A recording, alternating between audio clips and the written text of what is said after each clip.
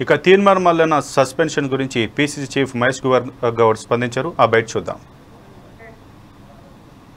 పద్ధతిగా చేసినప్పటికీ కూడా మల్లన్న కాగితాలని చించడమే కాకుండా ఆయన మాట్లాడిన తీరు పైన ఏఐసిసి చాలా తీవ్రంగా పరిగణించింది.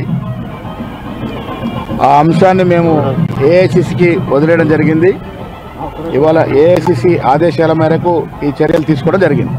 భవిష్యత్తులో పార్టీ లైన్ దాటే వాళ్ళకి ఇది ఒక హెచ్చరికనా? ఎవరైనా ఎంత పెద్దవాడైనా ఎంత చిన్నవాడైనా పార్టీయే సుప్రీం. పార్టీ లైన్ దాటితే తప్పకుండా క్రమశిక్షణ చర్యలు ఉంటాయి.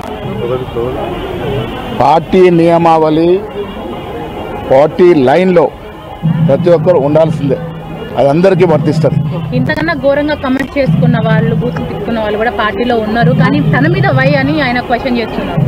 ప్రభుత్వము రాహుల్ గాంధీ గారి ఆశయం తెలంగాణ ప్రభుత్వం ఇంప్లిమెంట్ చేస్తే